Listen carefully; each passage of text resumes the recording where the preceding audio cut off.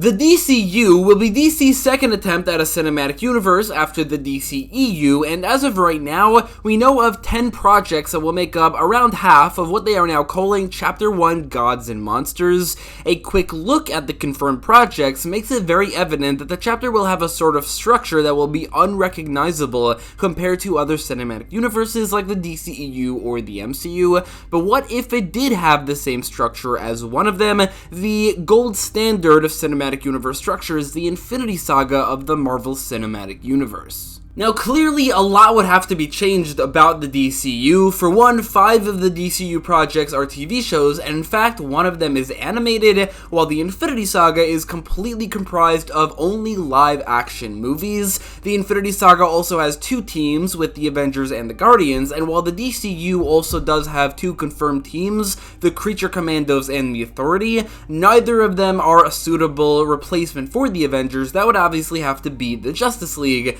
which is inevitable. The Infinity Saga also has 23 movies, while there are only 10 confirmed projects. If you include Blue Beetle, Peacemaker Season 2, maybe Aquaman, and then also the 4 Justice League movies, that's 17 projects, so a couple of sequels would have to be added. There's also the timeline. The MCU starts mostly from scratch, while the DCU will have a Superman who's been around for a while, both Hal and John as Green Lanterns, and already up to Damian Wayne as Robin. There is certainly a big difference between the DCU and the MCU structures, but I think I managed to come up with a way to reshape the DCU while keeping its timeline into the MCU structure. This saga would be called the Gods and Monsters Saga and would be split up into 3 chapters instead of phases. Chapter 1 would be mostly what you expect, movies about the Trinity and a couple other Justice League members, leading into a Justice League movie. The first movie will be the same as the DCU, kind of, that being Superman Legacy. What we know about this movie is that it'll be about a Clark Kent who's been Superman for a couple of years. He works at the Daily Planet alongside Lois Lane and Jimmy Olsen,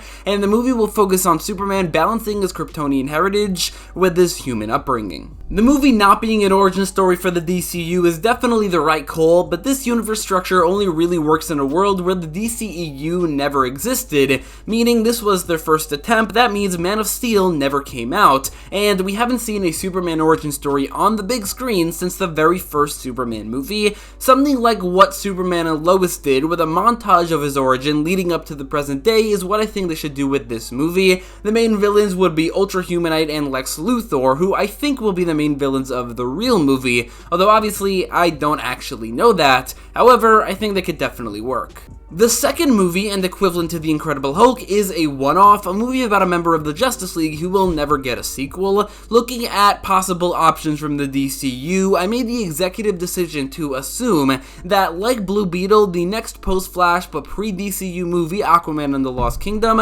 will be set in the DCU as well. Aquaman and the Lost Kingdom will be a sort of buddy cop movie starring Aquaman and Ocean Master, and for what we could tell, we'll have Black Manta as the main villain. In this world, this would be the first ever Aquaman movie, and while I don't love the idea of every one of these movies having that Superman and Lois type montage, it is probably a good idea for this one as well, since general audiences don't really know Aquaman's origin story. I would also incorporate a bit of Justice League movie setup in this movie, with Dinosaur Island making an appearance. Obviously, I'll get to that when I get to Justice League. The equivalent to Iron Man 2 will be a movie called Superman vs. the Authority, which is based on both the Authority movie as well as its potential real-world shared sequel with Superman Legacy that would pit the 2 franchises against each other. The universe would definitely have to be fairly different here. I think the Authority's role, considering they're getting their own movie, will be fairly large in the DCU. Here, however, they will not be getting their own movie, nor will their stories continue beyond this one movie,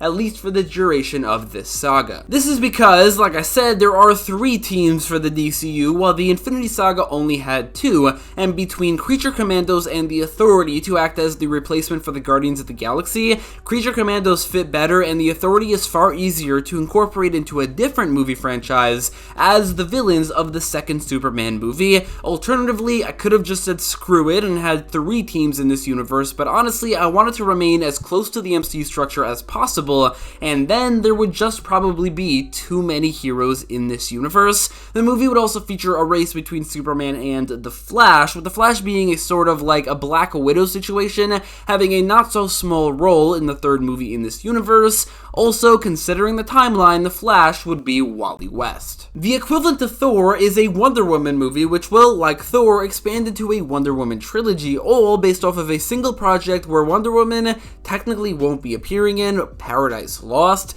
Now, obviously, Paradise Lost, as we know it, won't be about Wonder Woman, but instead about Themyscira in the past before she was born.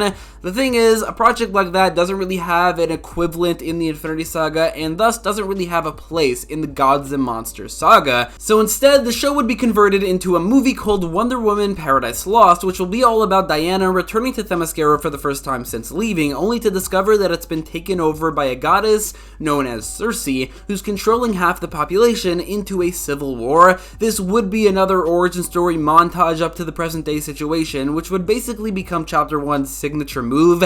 Actual origin stories would be coming in the later chapters. The equivalent to Captain America the First Avenger is a movie called Batman the Brave and the Bold, which would be basically as close as to the movie we know we are getting as possible. Batman learns he has a son named Damian with Talia al Ghul, who then goes on to become Robin. The rest of the main Bat family members like Nightwing, Red Robin, and Batgirl all appear, with Jason specifically still being dead, and both Talia and Ra's al Ghul are the main villains. Now, Batman himself would probably not need that same origin story montage, considering Batman Begins came out in the 21st century and general audiences are fairly aware of this origin, but considering this is Chapter 1's signature move, and the movie will also feature other Bat family members, there should be an origin story montage, not necessarily focused on Batman, although that would be a bit, but more so focused on the Bat family and how it got to the point they are at now. And finally, Chapter 1 will culminate in a movie called The Justice League, which will be loosely inspired by DC The New Frontier, since that's the closest we can possibly get at this point to knowing what James Gunn is leading up to in his first chapter. That means the main villain will be the Center, as well as a bunch of dinosaurs, and the lineup of the Justice League will be the 4 heroes who got their own movies already, Superman, Batman, Wonder Woman, and Aquaman, as well as 2 heroes who sadly will not be getting their own projects, at least not in this saga,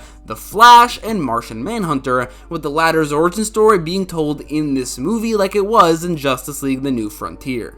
We don't know if the DCU timeline will see the Justice League only now coming together for the first time, or if they had before. What I'd go with is a universe full of heroes who have all unofficially teamed up with each other at some point, and characters like Batman and Superman are old friends, and are now put into a situation where they just need to make it official, is what this universe's introduction to the Justice League should be all about.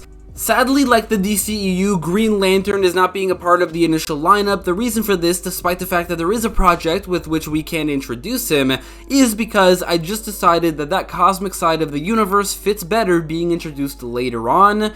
So it will be. Chapter 2 begins with the third and final Superman movie, which I'd call, rather arbitrarily, Superman the Man of Steel. The movie would introduce the Connor Kent version of Superboy as a clone created not by Lex Luthor as he typically is, instead by the main villain of the movie, Brainiac. I'm introducing Connor Kent for 2 reasons. For one, Iron Man did have a sidekick in these movies, that being War Machine / Iron Patriot, but also the timeline suggests that he should probably be around at this point. And as for Brainiac being the main villain, well, it's just about time that there's a Superman movie with Brainiac as the main villain. The sequel to Paradise Lost will be a movie called Wonder Woman Gods and Mortals, which really delves into the gods part of the saga's name, involves Diana going on a journey through the world of the old gods alongside former Wonder Girl Donna Troy, where both of them learn about their true heritage, and for Diana, that's being the daughter of Zeus. All of this brings them face to face with the main villain, Ares, and the introduction of the new Wonder Girl, Cassandra Sandsmark. It might look like I'm setting up a Teen Titans or Young Justice situation, and while I am, I can't give them their own project since there isn't one yet confirmed. We don't know if the Teen Titans will ever appear in the DCU. I just thought, considering the timeline of the Bat family, other sidekicks and legacy characters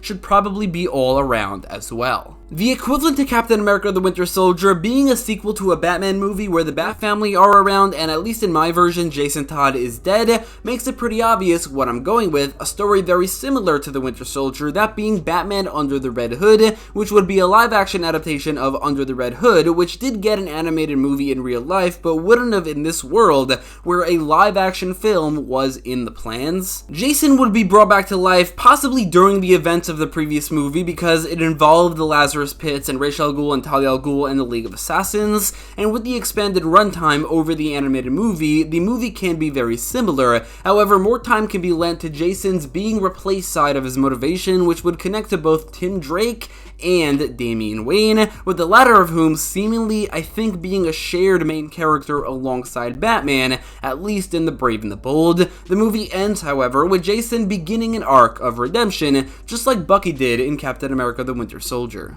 The equivalent to Guardians of the Galaxy will be Creature Commandos, with the first season of the animated series being a basis. However, this won't be an animated series, it'll be a live-action movie. Creature Commandos in the DCU is going to be different from the comics. Instead of a World War II military unit comprised of these certain characters, it's basically just going to be a Suicide Squad but with monsters and a very different lineup. It is, however, that lineup that we're going with in this movie because this is based off the DCU, not the comics. That being said, it might not work for them to be a Suicide Squad type group in a world where the Suicide Squad had never previously existed. Instead, the Creature Commandos will be more like the comics, being a military unit comprised of monster-like powered people who volunteer to be in this unit, only because they probably don't have any other options for a career in a society because they're monsters, or at the very least they look like monsters, and then the unit just so happens to be led by Amanda Waller, who is teased to be making some sort of Suicide Squad-like situation down the line, just not in this saga. From what we've heard about the show, the first season is rumored to take place at least partially on Dinosaur Island, otherwise known as the Center, which is a side of the universe we've already been over. Instead, I'd say Creature Commandos should have the same plot as the Suicide Squad, just without all of the bombs in the neck territory, taking place in a foreign fictional country, let's say Corto Maltese, and have the Commandos end up turning against their division of the military as they learn that they're morally corrupt.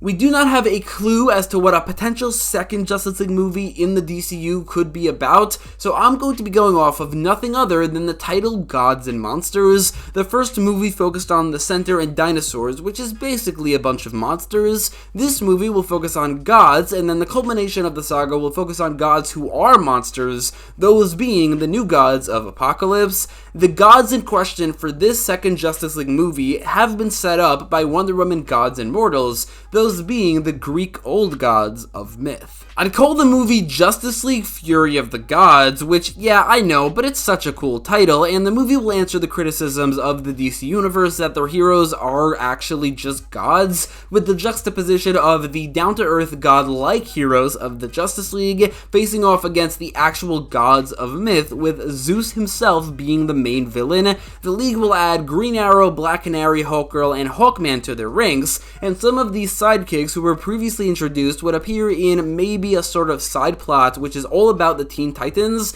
which includes Robin, Superboy, Wonder Girl, and the newly introduced Impulse, obviously based off of the original Young Justice, just with Damian instead of Tim. That might ruffle a few feathers, but I mean, Damian's kind of like a secondary main character to the Batman movies. I gotta give him a bigger role. And finally, for Chapter 2, the equivalent to Ant-Man will be Blue Beetle, which is a movie that isn't a part of the Chapter 1 slate and was made before James Gunn was brought on to DC. However, it is being incorporated into the DCU, and if I included Aquaman 2, I'm surely including Blue Beetle. I definitely think Blue Beetle would be a better counterpart to Spider-Man than Ant-Man, but I have an idea for a sequel that fits really well as a counterpart to Ant-Man and the Wasp, and while Jaime is close in age and story to Peter, Ant-Man is also a bug-themed hero, so it works. There is another project that fits Spider-Man as well, so that isn't a problem. This movie would basically be the exact same as what the Blue Beetle movie will end up being, meaning Victoria Cord and Carapax are the main villains, and then Ted Cord and Daniel Garrett are seemingly already dead. That brings us to Chapter 3, which in the MCU's Phase 3 started off with what is basically another Avengers movie that doubles as well as a Captain America movie, and the Captain America trilogy are Batman movies, so what fits here, a story that does follow Batman, but also involves the Justice League in a movie where the Justice League kind of falls apart. The first movie of this chapter is going to be a movie called Batman Tower of Babel, which will involve the entire Justice League, aside only from Wonder Woman. It also involves the entire Bat family in a story inspired by JLA Tower of Babel, where it's revealed that Batman has created plans to take down every single member of the Justice League if they were to go rogue, and those plans get into the hands of some sort of villain who uses it against them. In the comics, it was Ra's al Ghul, and in the animated movie Justice League Doom, it was Vandal Savage. We've already used Ra's al Ghul in this universe, and Vandal Savage I don't really think fits as a Batman villain, so instead I decided to go with another Justice League villain who is also a Batman villain, that being Prometheus. Prometheus is supposed to be a flipped, dark reflection of Batman, which works perfectly for a movie where the main source of conflict is Batman's plans to take down the Justice League, and for that to be used against them by someone else, someone who is a dark reflection of Batman, that works perfectly. The movie also sounds more like a Batman-centric movie than Civil War was for Captain America. It all focuses on Batman. There isn't a civil war with the Justice League. They're just part of the plot. The Justice League doesn't disband at the end, but Batman is voted out of the team, and a few of the people who voted for him to remain volunteered to leave as well. Civil War introduces two new heroes who go on to get their own movies in Black Panther and Spider-Man, and their counterparts, Peacemaker and Supergirl, would be introduced here as well. I'll get to their movies in just a bit. The equivalent to Doctor Strange was pretty easy to pinpoint, that being Swamp Thing, the only one of the confirmed projects to be about the magical side of the DC universe. This movie could also be an unabashed origin story from start to finish, since Swamp Thing's placement in the timeline is arguably not very important. I would also include other heroes from that side of the universe in the Swamp Thing movies, and for the first one, I'd introduce Etrigan, since he's the first DC hero that Swamp Thing ever teamed up with. Any potential future sequels that I won't be talking about in this video would include Constantine, Deadman, Zatanna, etc. The main villain would be the Floronic Man. Up next is Creature Commandos Volume 2, which is not a baseless sequel like a few have been. Instead, this movie uses Waller as a basis, which, yeah, it might feel like a cop-out, and it kind of is. I couldn't really find a way to fit Waller in this saga, since the Infinity Saga just doesn't have any projects like at all about a character who isn't a superhero in any capacity. What this means, however, is that Creature Commandos Volume 2 will pull its focus to Amanda Waller as the main character as she takes a more hands-on role in the mission and goes out into the field. This mission will be about the Commandos going up against Superman villains Bruno Mannheim and Intergang, who have high-tech weaponry that we would later learn they got from Apocalypse.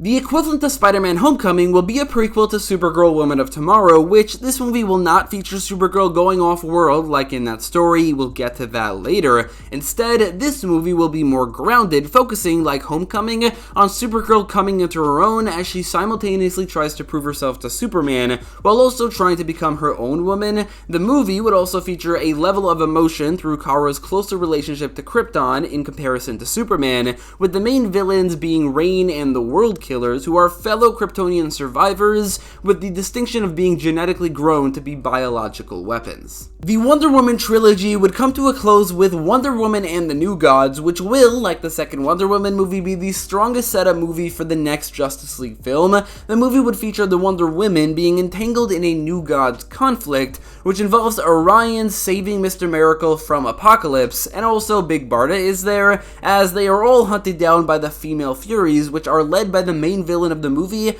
Darkseid's daughter, Grail. The events of the movie would lead to the growing conflict between the New Genesicians and Apocalyptians, coming to a boiling point after Mr. Miracle is saved and Grail dies, leading into the Infinity War equivalent. Before that is Peacemaker, which is a smaller scale story before the big event surrounding Peacemaker and Vigilante stopping an alien invasion while the Justice League are busy. The aliens, however, would be the Bugs from New Genesis, led by the main villain Mantis, just to tie it into the larger story, as they escape New Genesis in fear of Darkseid. Justice League Apocalypse War would focus on a war between New Genesis and Apocalypse, which obviously features Darkseid as the main villain, alongside the likes of Steppenwolf, Granny Goodness, Desaad, and all the other main Apocalyptians and Darkseid's elite.